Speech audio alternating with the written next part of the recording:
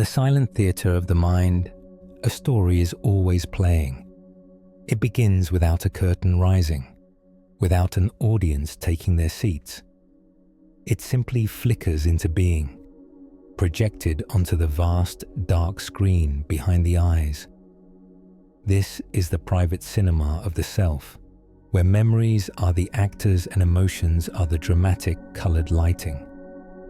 A person can spend a lifetime watching this show, believing every scene to be undeniably real. They watch tales of triumph, comedies of error, and, most powerfully, tragedies of loss and pain. The mind is a master storyteller, and its favorite stories are often the ones that wound the most. For these are the ones that feel most alive, the ones that demand to be rewatched, relived, and refelt, night after night. Have you ever noticed how this theatre operates? A single scent on the evening air, a fragment of a song drifting from a passing car, a particular slant of light in the late afternoon, and suddenly, the projector hums to life. The old film begins to roll. There, on the stage of your awareness, is the scene. The faces are just as you remember them. The words spoken still carry their sharp, cutting edge. The feeling, that hollow ache in the chest, that tightening in the throat, returns as if the event were happening now, for the very first time. The ego, the great director of this theatre, insists that this play is important. It says, "Watch this. This is who you are. This story defines you." And so, a person leans forward in their seat, utterly captivated. They forget they are the audience. They forget they are the theatre itself. They leap onto the stage and become the actor once more, speaking the same painful lines, dying the same symbolic death, night after night. This is the nature of a memory that has not been allowed to rest. It is not a memory at all. It is a haunting, a ghost on a loop. The ancient sages and modern psychologists alike have observed this phenomenon. They see that human suffering is rarely born from the event itself. The event is over. It is a footprint in the sands of time, already being smoothed by the wind. The suffering is born from the relentless replaying of the film. It comes from the belief that the shadow on the screen is the substance of one's being. A person holds a memory like a burning coal, wondering why their hands are scorched. They build walls around the memory, trying to contain it, only to find they have built a prison for themselves. The mind, in its effort to protect, often becomes the jailer. It replays the painful scene in order to learn from it, to prepare for the future. But in doing so, it forces the heart to bleed from a wound that never truly closes. It strengthens the very neural pathways that lead back to that moment of pain, carving the track deeper and deeper until it seems like the only road that can be traveled. But what if peace is not found by adding anything new? What if it is not found by creating a better story, a happier ending, or a different script? What if the path to a peaceful heart is found in an act of profound subtraction, of gentle dissolution? What if the freedom you seek is found not in fighting the actors on the stage, but in simply remembering that you are the audience, that you are the quiet, spacious awareness in which the entire play unfolds? The play is not you. The actors are not you. The story is not you. They are weather patterns moving through the vast sky of your consciousness. A storm may rage, but it does not stain the sky. The clouds may gather, dark and heavy, but the sky itself remains untouched, luminous and free. Tonight's journey is about this remembrance. It is an invitation to quietly and gently step off the stage, to return to your seat in the velvet darkness of the theatre, and to simply watch, not with judgment, not with a desire to change the story, but with a simple, open curiosity. to watch the memory arise, to feel the emotions that come with it, and to let them play out without becoming entangled in the drama.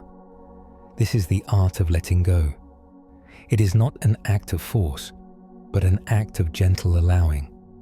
It is the dissolving of a painful memory, not by destroying it, but by bathing it in the soft light of awareness until it is seen for what it is, a ghost of a story, a shadow no longer mistaken for the self. So find your comfortable space, let the outer world fade, and allow this journey to begin. The journey into stillness begins with a recognition of what is being carried. The mind, left to its own devices, is a collector. It gathers moments, impressions, and injuries, storing them away. But unlike a library of books that sit quietly on a shelf, these memories are alive. They have weight. Some are as light as a feather, drifting in and out of awareness with little effect. Others are heavy, dense, like stones worn smooth by the constant turning of thought. A person can carry a single one of these stones for years, decades, a lifetime. They carry it in the pocket of their psyche, the weight of it a constant, familiar pressure against the soul. They may forget it is there for a time, but the hand of the mind always finds its way back, closing around the stone, feeling its edges, tracing its cold, hard surface, relearning the story of the pain it represents. There is an old Zen story that speaks to this. Two monks, one senior and one junior, were on a pilgrimage. For hours they walked in silence along a muddy path, the rains having left the road nearly impassable. As they approached a river crossing, they saw a young woman in a beautiful silk kimono, unable to cross without soiling her fine clothes. Without a word, the senior monk, Tanzan, walked over to her, lifted her into his arms, carried her across the churning water, and set her down gently on the other side. She bowed, and he bowed in return, and the two monks continued their journey. The junior monk, Aikido, was silent, but inside he was brewing a storm of judgment. Monks were not to touch women. They were to remain aloof, separate, pure. How could Tanzan have been so careless, so flagrant in his disregard for the rules? For the next 2 hours, Aikido walked in seething silence, replaying the scene in his mind. He imagined the feel of the silk, the impropriety of the act, the speech he would give to his master. Finally, unable to bear the weight of his indignation any longer, he burst out, "How could you do that? We monks are not to go near females, especially young and lovely ones. It is dangerous. Why did you do it?" Tanzan looked at him, his expression calm and untroubled. "I left the girl there," he said. "Are you still carrying her?" This story is not merely about two monks and a woman. It is the story of the human mind. Most of us are Aikido. We carry the events of our lives long after they are finished. The event itself, the perceived insult, the moment of failure, the act of betrayal, is the woman at the river. It is a fleeting moment in time, a temporary obstacle on the path. The true burden is not the crossing, it is the carrying. Your mind picks up the memory, the judgment, the resentment, and holds it close. You walk for miles, for years, with the weight of something that is no longer there. You are no longer at the river. The person who hurt you is likely not even thinking of you. The mistake you made is now just an echo in the vastness of time. And yet, you are still carrying her. You feel the strain in your shoulders, the tension in your jaw, the familiar ache of a grievance that you keep alive with the energy of your own attention. Consider now, in the quiet of this space, the stones you might be holding. What is the weight you carry? Is it a conversation from years ago? the words replayed until they have lost all meaning and become pure sound, pure pain? Is it the face of someone who is no longer in your life, their image a permanent fixture in your inner theatre? Is it the feeling of shame from a single mistake, a moment when you were not your best self? The mind clenches around these things, believing that to hold them is to be safe, to be prepared. But this clenching is the source of the suffering. The hand that holds the stone cannot receive anything new. The mind that is full of yesterday has no room for the peace of this present moment. Letting go is not an act of forgetting. Tanzan did not forget the woman. It is an act of non-carrying. It is the simple, profound realization that the river has been crossed, the moment has passed, and the only one still holding on is you. It is the gentle unfurling of the fingers of the mind, allowing the stone to drop, not with a crash, but with a quiet release into the soil of the past, where it belongs. From the simple act of carrying a painful memory, another, more complex structure begins to grow. The mind is not just a collector, it is an architect, and its favorite material is the past. With the heavy stones of yesterday's hurts, it begins to build. It lays a foundation of grievance, raises walls of resentment, and mortars it all together with the thick cement of a story. This is the story of me, a narrative constructed to make sense of the pain. At the center of this structure, the ego places the most sensitive parts of the self, believing it is creating a sanctuary, a safe place. But over time, the walls grow higher, the windows become smaller, the light of the present moment can no longer get in. What began as a shelter has become a fortress, and what was meant to be a defense has become a self-imposed exile. Imagine a man who was once betrayed. In the initial shock of that wound, his mind scrambles for an explanation, a way to prevent such pain from ever happening again.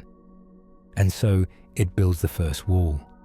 The thought becomes, people cannot be trusted. This thought feels like a protection. It is a simple rule to navigate the world. But then another memory, a smaller slight, adds another stone to the wall. I am always the one who gets hurt. Another layer is added, a failure at work, a difficult childhood, a broken promise. Each one becomes another brick, another stone, another layer of defense. Soon, the man is living inside a fortress of his own making.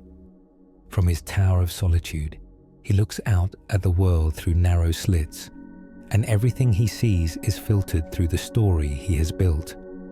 He sees potential betrayers, not potential friends.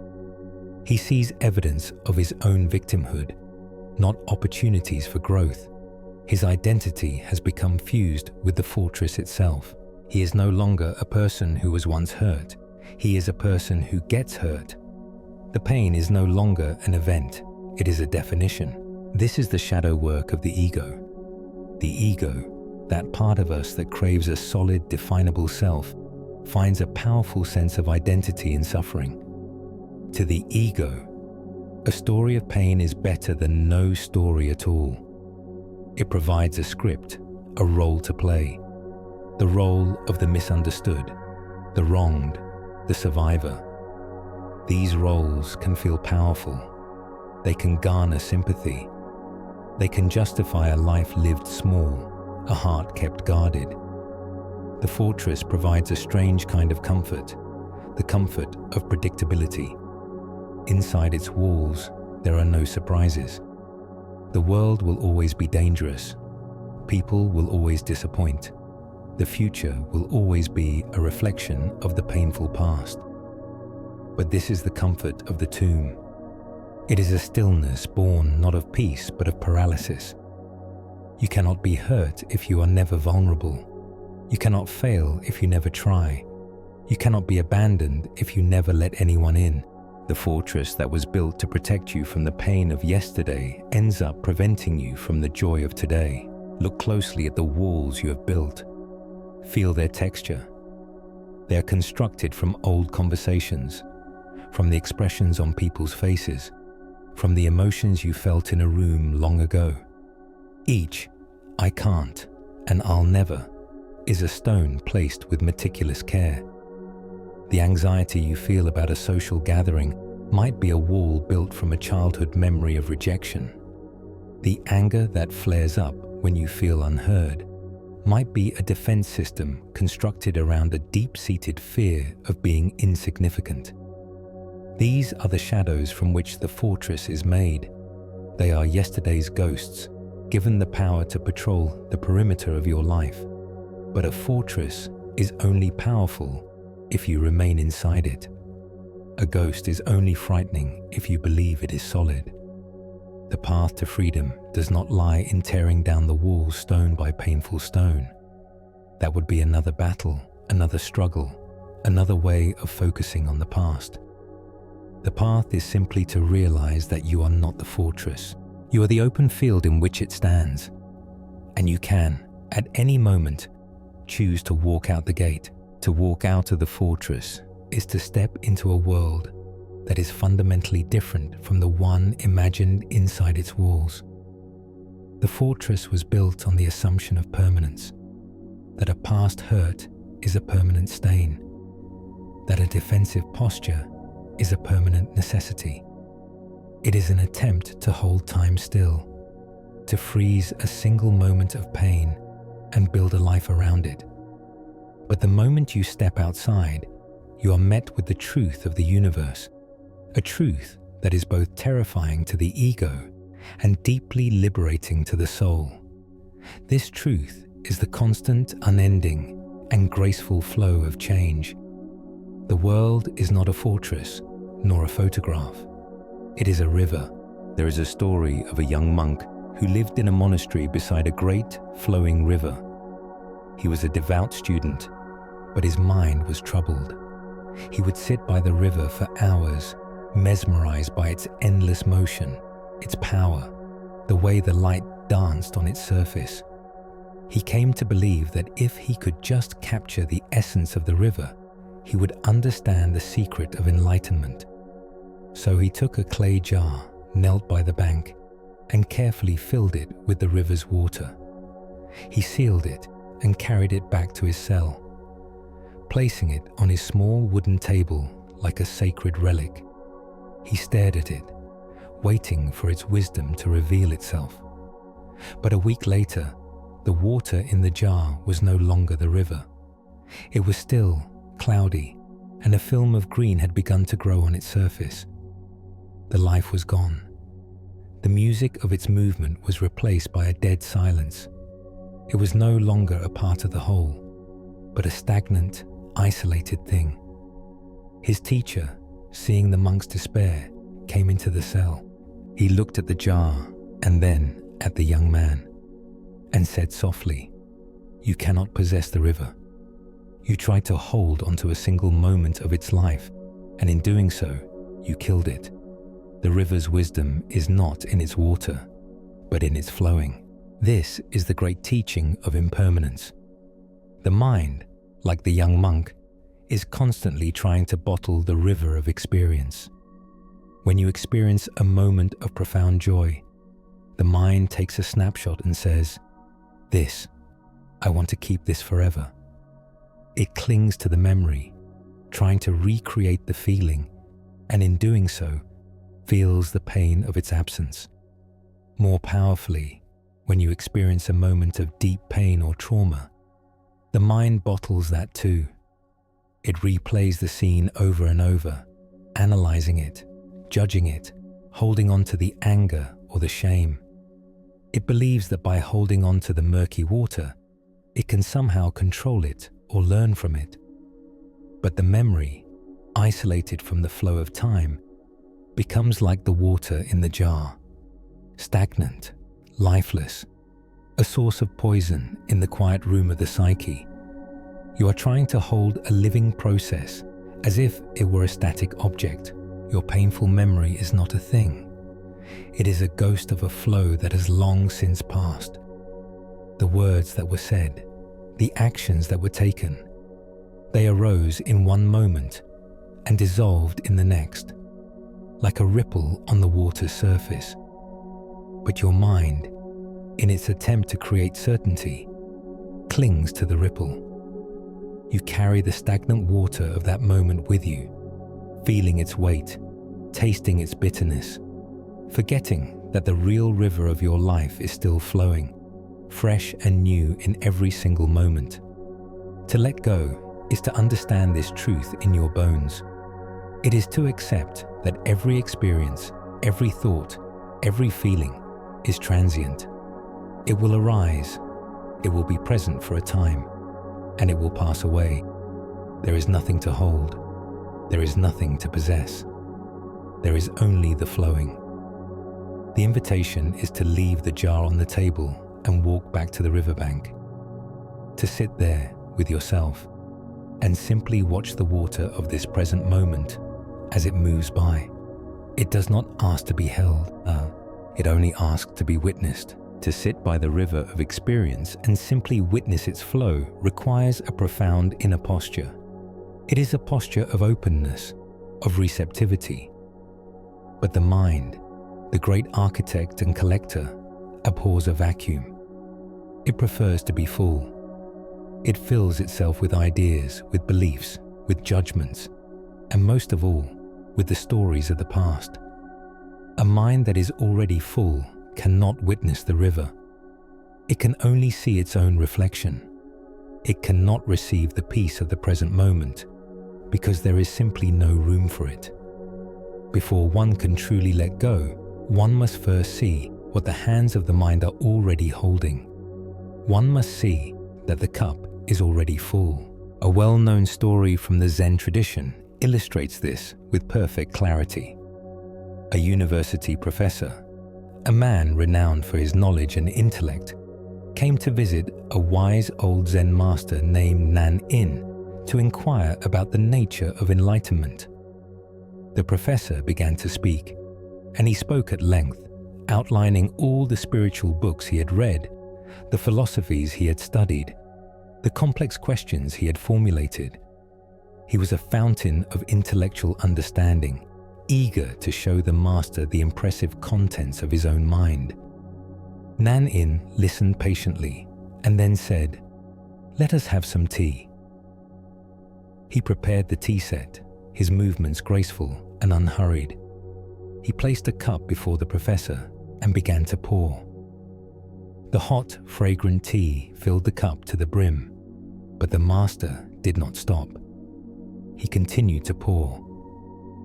The tea spilled over, cascading down the side of the cup and onto the saucer, pooling on the table below.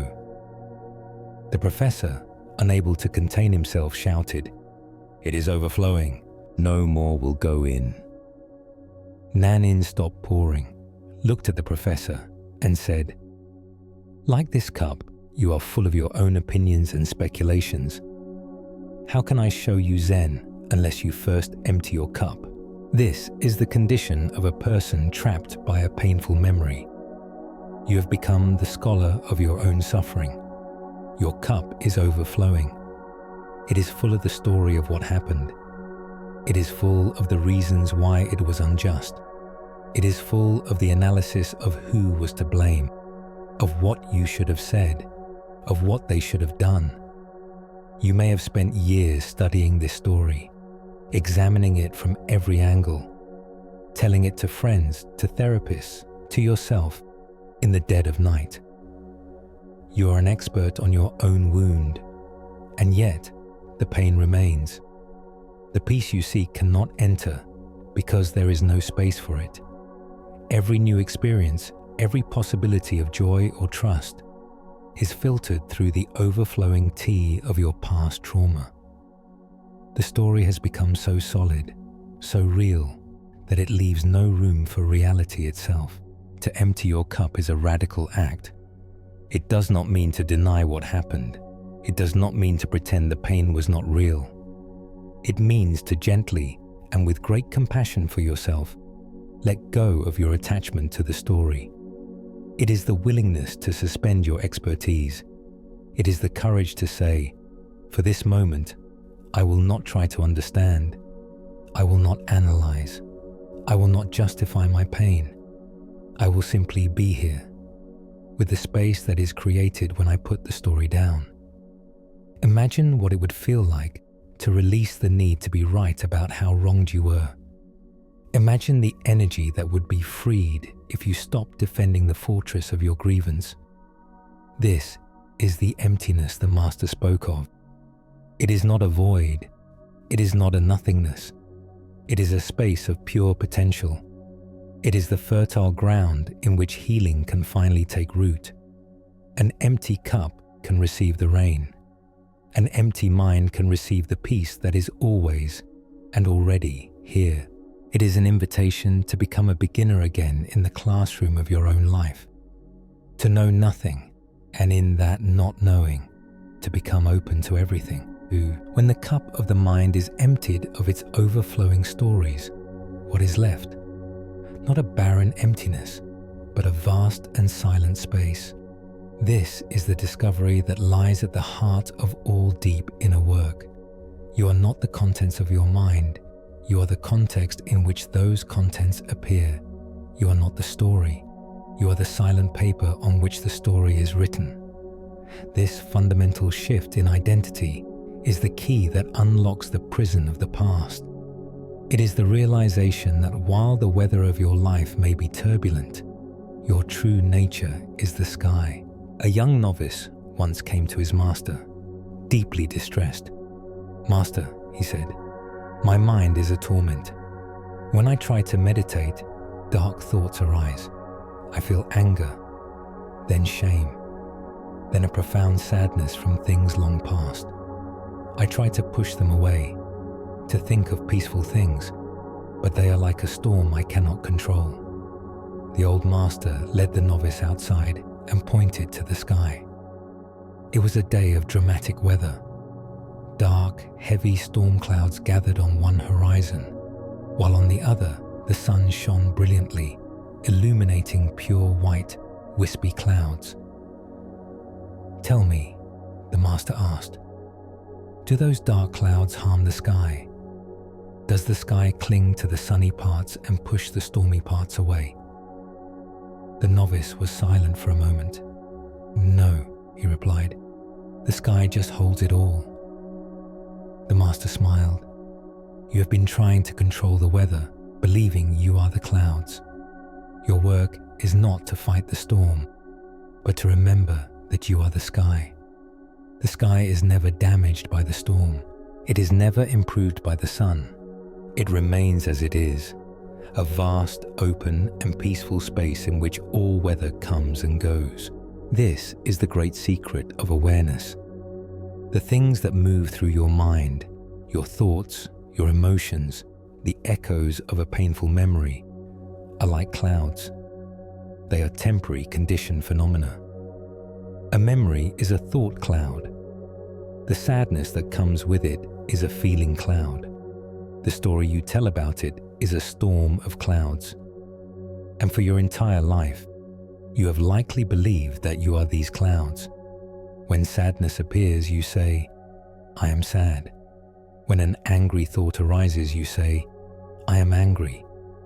You identify so completely with the passing weather of your mind that you feel tossed about by every shift in the wind. The suffering comes from this mistaken identity. A person is not their thoughts. A person is the awareness of their thoughts. A person is not their pain. A person is the silent, loving awareness that is holding the sensation of pain. This is a practice you can begin right now, as you lie here.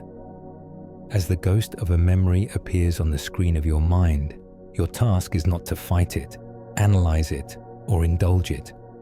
Your task is simply to notice it from a different perspective. See it as a cloud formation moving through the vast space of your inner sky. You can even name it softly in your mind. "Ah, this is the memory cloud." and with it comes the feeling. Here is the sadness cloud. Notice its color, its texture, its weight. Does it feel dark and heavy? Is it a thin gray mist of anxiety? Just observe it. You do not have to make it go away. You do not have to change it into a sunny white cloud. You are the sky. Your only job is to provide the space for it to be what it is. And you will notice a remarkable thing. When you stop identifying with the cloud, when you stop resisting it, it loses its power. It is just weather. It drifts, it changes shape, and in its own time, it passes, leaving the sky untouched. Your peace is not dependent on a clear sky. Your peace is the sky. To realize you are the sky is to find a place of profound stability within. But this stillness is not a state of passive resignation. It is the foundation for a new kind of action, a wise and intentional engagement with the mind. To simply allow the clouds to pass is the first step. The next is to learn where to place your attention, where to direct your energy amidst the changing weather. This is where the ancient wisdom of the Stoics offers a powerful tool, encapsulated in the metaphor of the archer. It is a teaching on the art of separating what is within your control from what is not. Imagine an archer standing in an open field. Her goal is to hit the center of a distant target. She is a master of her craft. She can control the way she plants her feet firmly on the earth. She can control the quality of her posture, the alignment of her spine. She can control the smoothness of her breath as she raises the bow. She has absolute dominion over the tension in the string, the way she nocks the arrow, the focus of her eye as she sights the target, and the precise, fluid moment of release. All of this is her domain. This is her art. But the very instant the arrow leaves the string, it enters a world beyond her control. She cannot control the sudden, unseen gust of wind that might drift it to the left. She cannot control a bird that might fly into its path. She cannot control whether the target itself remains perfectly still. Her excellence as an archer is therefore not defined by whether she hits the bullseye, for that is an outcome subject to fortune. Her excellence is defined by the quality of her aim, by the perfect execution of everything that was within her power. She finds her peace in the process, not the prize. This is the map to a peaceful heart. Your life and the memories within it are the archery field. The painful memory is the target you wish to transform. For so long, a person's strategy is to try to control the arrow after it has flown. You try to control the past. You replay the event, wishing you had said something different, done something different, as if you could somehow steer the arrow of history onto a new course. It is an exhausting and futile act. The past is outside your control. The fact that the memory arises spontaneously, triggered by a sound or a scent, is also like a gust of wind, largely outside your control. The actions and feelings of other people involved in that memory are certainly not in your power. To attach your peace of mind to changing any of these things is to guarantee your own suffering. Your power, your art, your practice lies in becoming the archer of your own mind. It lies in focusing entirely on your aim. When the memory cloud appears in the sky of your awareness, you cannot control the cloud, but you can control your response to it. This is your aim. You can choose to meet it with the intention of gentle curiosity, rather than the old habit of fear and resistance. That is a perfect aim. You can choose to feel the emotion in your body without judgment, allowing it to be there as pure sensation. That is a perfect aim. You can choose to bring your attention back to the simple, physical reality of your breath, anchoring yourself in the present moment. This too is a perfect aim. Your task is not to eliminate the memory. Your task is to aim for a wise and compassionate response each time it appears. Redefine your victory. It is not found in a future where the memory is gone. It is found in this very moment, in the quality of your inner posture, the grace of your intention, the peace of a perfect release. By focusing only on what is yours to control, your response right now, you detach from the uncontrollable outcome, and in that detachment, you find your freedom. The wise archer understands her aim, but she also understands the nature of her target. She knows that from a distance, a shadow can look like a monster. A gust of wind can sound like a threat.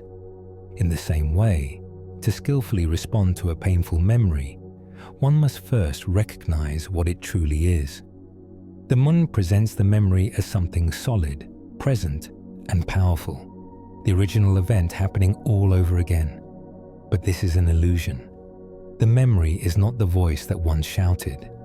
It is only the echo. There is a tale of a traveler who, lost and angry, came to the edge of a vast, silent canyon. Frustrated with his journey, he yelled into the immense space, "I hate you." From the far cliffs, a voice returned, "I hate you." Startled and afraid, he yelled, "Who are you?" The voice echoed back, "Who are you?" Now convinced a malevolent spirit lived in the canyon, he shouted a threat, and the threat came back to him. The traveler fled, and for the rest of his life he told tales of the terrifying, hateful monster that lived in the Great Canyon, never realizing that he had only been in a conversation with himself. He mistook the echo for a new and present voice. This is the relationship the mind has with a painful memory. The original event was the voice. It happened. It made its sound in the world, and then, like all sounds, it dissipated into the silence of time passing. The event is over. It exists nowhere but in the patterns of the mind. The memory that arises now is the echo of that original sound. It is a neurological reverberation, a ghost of a vibration. And yet the mind, like the traveler, hears this faint echo and believes the monster is in the canyon. It hears the echo of an old insult and believes it is being insulted right now. It feels the echo of old fear and believes it is in danger right now. It then shouts back at the echo, with anger, with analysis, with self-pity, and in doing so, creates a new echo, keeping the cycle of suffering alive. The power of the memory lies not in the original event, but in your continued terrified listening. You're in a conversation with a ghost, believing it is a living being. The practice then is to learn to hear the echo as an echo.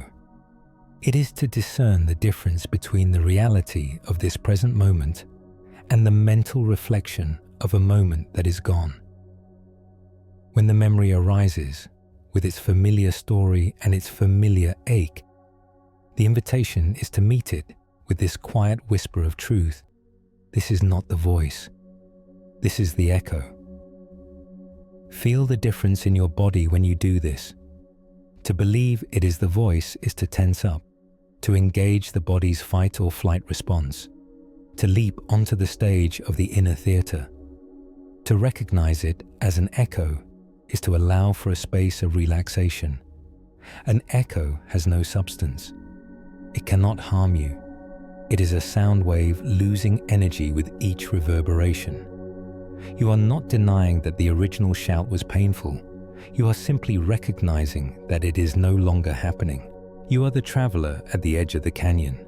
You have the power to stop shouting. You have the power to stop listening so intently for the reply. You can let the echo arise, notice its phantom quality, and then gently turn your attention away to the feeling of the solid ground beneath you, to the sensation of the cool air on your skin, to the gentle rhythm of your own breathing. These things are the voice of the present moment. They are real. The memory is the echo of the past. As you stop feeding it with your attention, as you stop believing it is a monster, the echo will naturally grow fainter. It will recede into the vast, silent canyon of what has been, and you will be left in the profound and peaceful silence of what is. To recognize the memory as an echo is an act of the wise, discerning mind. It creates a space of clarity, but in that space, another question may arise. Who is it within that is so captivated by the echo? Who is the traveler, standing at the canyon's edge, still listening so intently, still feeling the chill of the original sound? When a person investigates this with gentle curiosity, they often find that the part of them still fixated on the past is not the capable adult who navigates the present day. It is a younger, more vulnerable part of the self, a lost child frozen in the landscape of that old pain. Imagine yourself as you are now, walking through a vast, quiet forest under the light of a full moon. You are calm, resourceful, and safe. The air is cool and still. As you walk, you hear a sound, a faint whimper carried on the breeze. Instead of ignoring it, you follow the sound, pushing aside soft ferns, stepping carefully over roots. There, in a small clearing, huddled at the base of an ancient tree, is a child. The child is frightened and alone, and as you draw closer, you see with a shock of recognition that the child is you. It is you at the very age the painful event occurred, wearing the clothes you wore, feeling the raw, unprocessed emotions of that moment, the fear, the shame, the confusion, the grief. This is the part of your psyche that never left the clearing. While your adult self grew up and walked on, this child remained, waiting for someone to come back, to explain what happened, to say that it was over, to make them feel safe. This is not merely a poetic metaphor. It is a profound psychological truth. When an experience is too overwhelming for the nervous system to handle, a part of the self can become fragmented, frozen in time. This is the inner child. This is the source of the echo's power. Your adult mind knows that the danger has passed, but this child self does not. It is still living in the eternal presence of that one painful moment. And for years, the adult self may have been trying to deal with this child in all the wrong ways. It has tried to reason with it, telling it to get over it. It has tried to shame it, calling it weak or too sensitive. It has tried to ignore it, locking the door to that moonlit clearing and walking away as fast as it could. But none of these strategies work. They only make the child feel more alone, more afraid, more convinced that its pain is a shameful secret. The healing of a deep memory does not happen by silencing this child, but by finally turning toward it with the love, strength, and compassion of the adult you have become. So now, in this moment of safety and stillness, extend the invitation. See if you can gently approach this child within you. You are not there to change the story or to erase the past. You are there simply to offer your presence. Kneel down in the clearing of your own heart so you are at the same level. Make no sudden moves. Just be there and let the child see you. Let it see the kindness in your eyes. And then, from the wisest, most loving part of your being, you can offer the words it has been waiting a lifetime to hear. You might say, silently, from your heart to its, I am here now. I see you. I was not able to protect you then, but I will protect you now. You are safe with me. Feel the meaning of these words. This is not a lie. In this present moment, you are safe. And you, the adult, have the resources and the strength to hold this child's pain without being overwhelmed.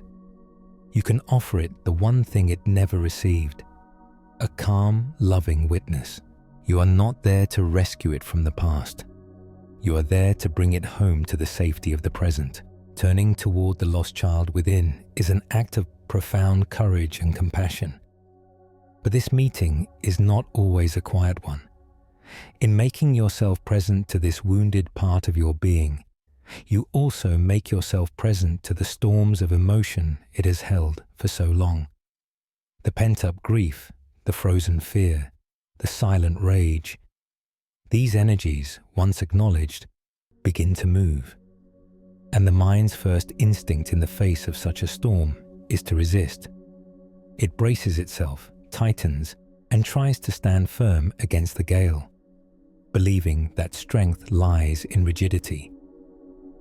But the wisdom of the natural world teaches a different kind of strength, a deeper resilience found not in opposition, but in yielding.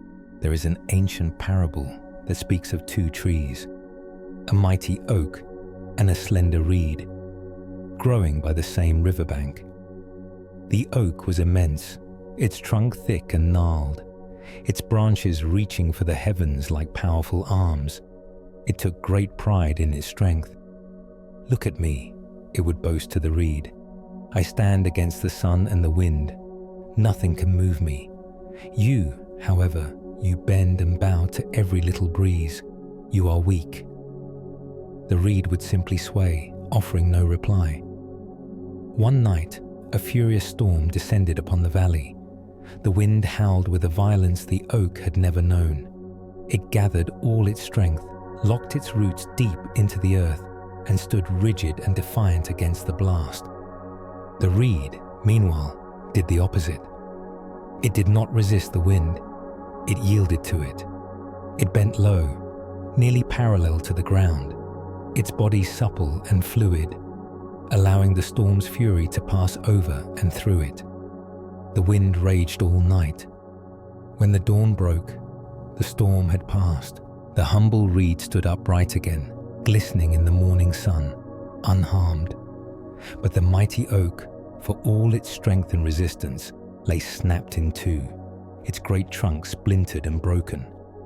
Its strength had been its undoing.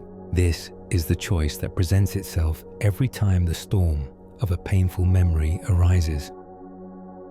Your ingrained habit is to be the oak. When the winds of sadness begin to blow, you resist. You tighten the muscles in your jaw and your shoulders. You tell yourself, "I must not cry. I must be strong." When the lightning of anger flashes, you clench your fists and hold your breath, trying to suppress its fiery energy. You are standing rigid against the storm, and the tension of this resistance is immense. It is a second layer of suffering laid on top of the first. The memory is the first arrow, the painful event from the past. But the resistance, the self-judgment, the fight against your own feelings, this is the second arrow, which you shoot into yourself. And it is this second arrow that causes the deepest wound. To embody the wisdom of the reed is to learn the art of acceptance. Acceptance is not the same as approval.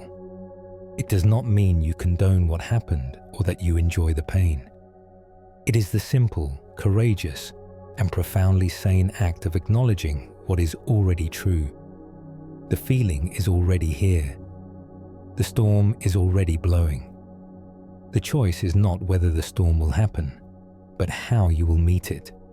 To be the reed is to consciously soften your body as the emotion arises.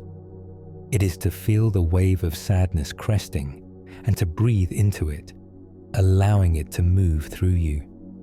It is to feel the heat of anger and to give it space, to watch it as pure energy without needing to act on it. You allow the wind to bend you, knowing that it will not break you. In fact, this yielding is what guarantees you will not break. An emotion is simply energy in motion. When you resist it, you trap it. When you accept it, you allow it to complete its journey and flow out of your system, leaving you clean and clear, standing tall once more in the calm that always follows the storm. When one learns to be the reed, to bend with the storm of emotion, something remarkable happens after the wind subsides. A deep stillness settles over the inner landscape. The waters of the mind, once churned by resistance, become clear and calm. This quiet clarity is not an endpoint. It is the sacred space where the deepest healing can occur. It is in this stillness that the hard, sharp edges of a memory can finally begin to soften, to blur, and to dissolve back into the wholeness of your being. This is not an act of force. It is an act of gentle, patient allowing, much like watching a drop of ink dissolve in a vast bowl of water. Imagine holding in your hand the essence of your painful memory. Do not call forth the entire story, the sequence of events, or the cast of characters. Instead, allow the felt sense of it, the core emotional charge, the concentration of its pain, to gather itself into a single dark drop of ink. See it there in your mind's eye, potent, definite, its lines sharp, and its color a deep, sorrowful black. It represents the memory in its most concentrated form. Now, imagine before you the awarenesses you have been cultivating throughout this journey. It is a great, infinite vessel of crystal clear water. This water is the vast, silent, and loving presence that you are. It is the sky. It is the stillness after the storm. It is your true nature, unharmed and ever present. With an intention of profound gentleness, allow this single drop of dark ink to fall from your hand and touch the surface of the water. Watch what happens. There is no splash, no violence. The drop simply enters the water. For a moment, it holds its shape, a stark, dark form suspended in the clarity. This is the moment when the memory arises in your consciousness. The old habit is to panic, to stir the water, to try and fish the ink out, thereby muddying everything. The practice now is to do nothing. It is to simply hold the memory in the vast, still container of your awareness.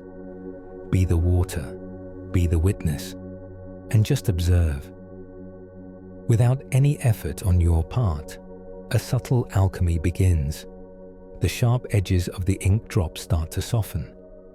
Feathery tendrils, like smoke, begin to bleed out from the central shape. The hard geometry of the pain begins to lose its definition. It is a process of surrender. The memory, held in the unconditional acceptance of your presence, no longer has to hold itself together so tightly. It no longer needs to defend its story. This is the dissolving of the pain body. A memory is held together by the energy of your resistance and the glue of your identification with its story. When you cease to resist it, when you become the reed and allow the water to be still, and when you cease to believe you are the memory, when you become the sky, its structure begins to fail. The energy that was locked up within its sharp-edged story is released and reabsorbed into the greater system of your being. You are not destroying the memory. You are integrating it. You are allowing the isolated, frozen part of your energy to come home. So you just continue to watch. You watch as the dark drop becomes a smoky cloud, then a transparent haze, its substance thinning, dispersing, becoming ever more one with the water that holds it.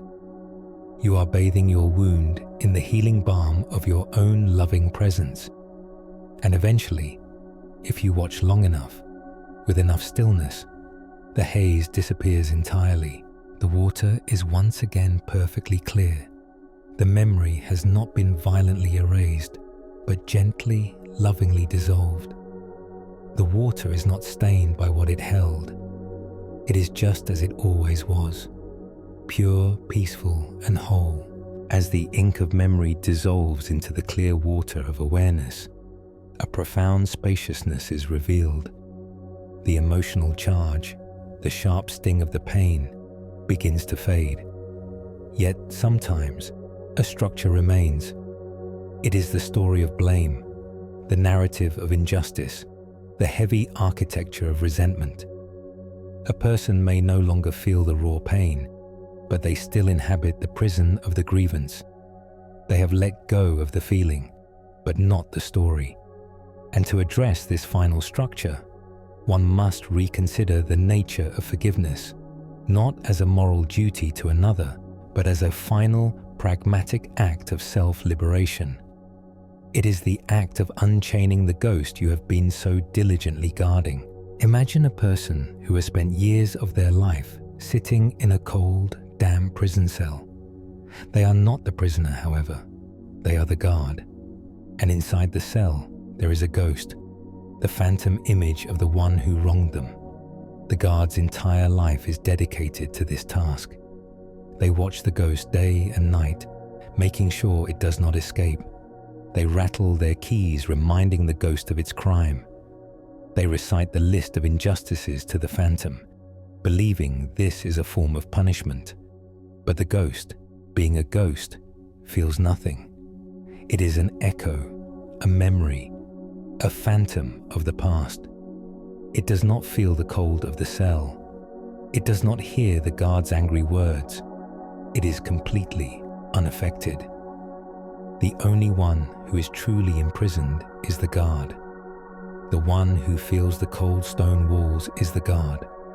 The one whose life is consumed by the vigil, whose eyes never see the sun, whose ears never hear the sounds of the free world, is the guard. Forgiveness, in this light, is the moment the guard has a profound realization. The prisoner I am guarding is a phantom. My vigilance serves no purpose. The only life being wasted here is my own. And in that moment, the guard puts the key in the lock, opens the cell door, and walks out into the sunlight, leaving the ghost to fade in the empty room. This is the function of resentment. It is the act of being the guard. You believe that by holding on to your anger, by replaying the story of your grievance, you are somehow punishing the other person. You are holding them accountable in the courtroom of your mind. But the other person is most likely living their life, unaware of the immense energy you are dedicating to their phantom. The poison of your resentment flows only through your own veins.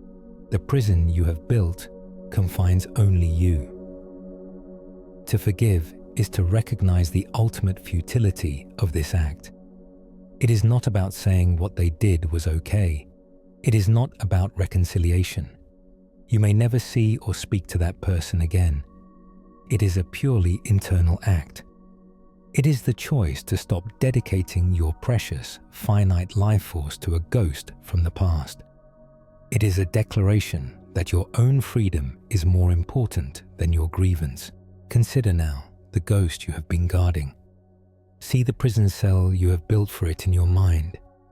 Feel the cold, heavy weight of the keys of resentment in your hand. What has this job as the guard cost you? How many hours of your life have been spent pacing the floor of this inner prison, watching this phantom? What peace, what joy, what openness to the present moment have you sacrificed to maintain your vigil? Forgiveness is simply the decision to resign from this post. It is the recognition that the key to the prison door has been in your pocket all along. You can unlock it at any time. You do not need an apology. You do not need the ghost to repent. You only need to value your own life, your own peace, more than you value the story of your wound. It is the ultimate act of reclaiming your power. You are no longer the victim of the story, nor the jailer of its ghost. You are simply the one who is choosing to be free. Walking out of the prison of resentment is to step into the quiet morning of your own life. The air is fresh, the light is new, and in this freedom, you can look back at what was broken, not with anger or shame, but with a new kind of vision. You can see the shattered pieces of your past, the fragments of your own heart, and instead of seeing them as evidence of damage, you can begin to see them as the raw materials for a masterpiece. For true healing is not about returning to the person you were before the wound. It is about becoming someone stronger, wiser, and more beautiful. Not in spite of the breaks, but because of them. This is the profound wisdom held within the Japanese art of Kintsugi. The story is told of a beautiful and ancient ceramic tea bowl, a treasured possession. One day, it was dropped, shattering into several pieces. A lesser owner would have thrown the shards away, mourning the loss of a perfect object. But the owner, instead, sent it to a master craftsman. The craftsman did not try to hide the damage. He did not use invisible glue to pretend the break had never happened.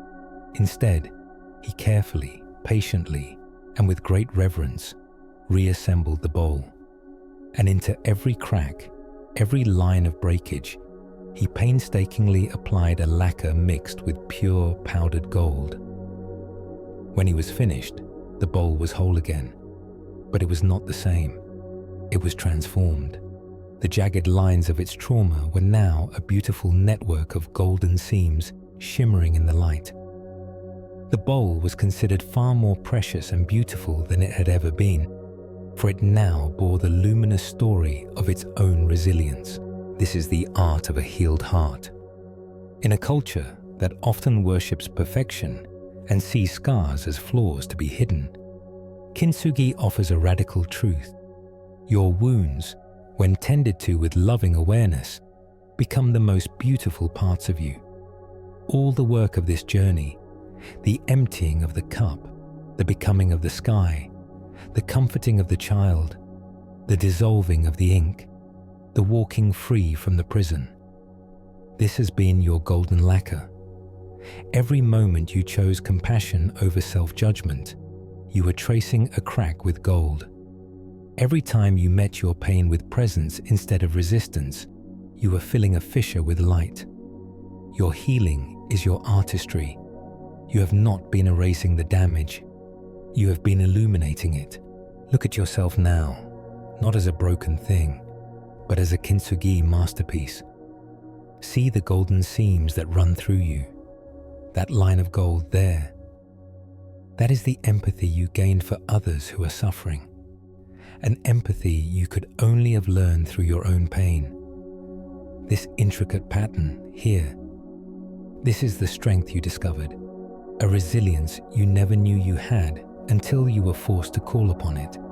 And this warm, glowing vein, this is the wisdom that now informs your life. The hard-won knowledge of what truly matters, of what is worth protecting, of the preciousness of peace. These are not scars. They are inscriptions of honor. They tell the story of a person who has known the storm and survived, who has been shattered and has become whole again, not just as they were, but more beautiful and more complete. Do not wish for the pristine, unbroken bowl you once were. That bowl knew nothing of the grace of mending. It knew nothing of the courage it takes to gather your own pieces and tenderly, lovingly put yourself back together. Your history is not a blemish.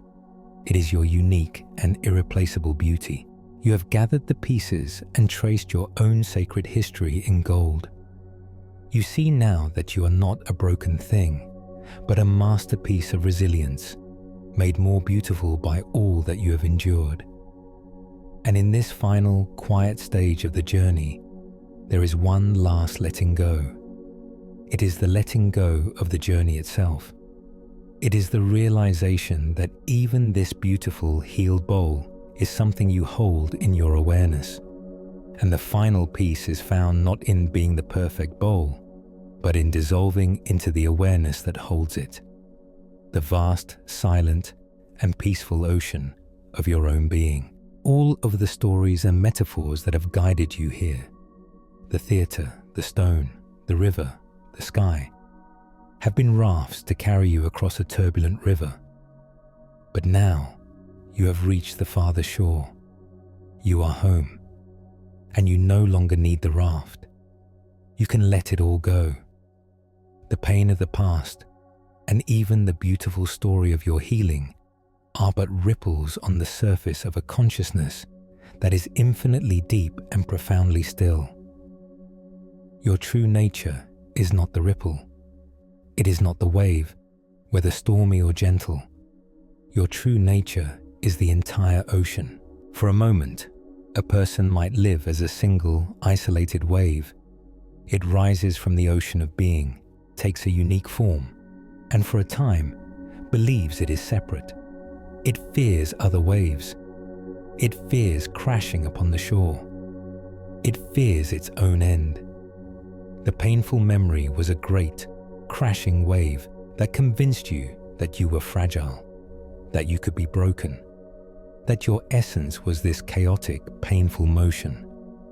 But all the work of healing has been the slow remembrance that you were never just the wave. You are the entire body of water from which the wave arose and to which it will return. The wave is a temporary expression. The ocean is your eternal reality. And so now there is nothing left to do. There is no one left to forgive. There is no memory left to dissolve. There is only a gentle sinking, a soft returning, a final release into the truth of who you are. Feel yourself now, not as a body lying in a room, but as this vast and boundless ocean. The surface of your awareness might still have gentle ripples, a passing thought, a distant sound, a bodily sensation, but these are insignificant. Your attention is drawn down into the silent, motionless depths, down into the deep, dark, peaceful abyss of your own being. This is the source. This is the home you have never ever left. Down here, there are no stories. There is no past or future. There is only a profound and unbreakable peace. This stillness is not something you have achieved. It is what you are and what you have always been. The memory was just a storm on the surface, but you are the deep. Rest now. Let the breath breathe itself. Let the body be heavy and soft. Let the mind be as wide as the ocean. There is no fortress to defend, no stone to carry, no cup to empty. You are already empty, already free. You are the peace that contains all things. The distant memory is now just a shell on a faraway shore, a tiny detail in the vastness of your being. It holds no power. It demands no attention. Your attention is here, in the silent, loving, infinite peace of your own heart. Rest in this peace. It is your birthright. It is your home. Your peace was never lost, only overlooked.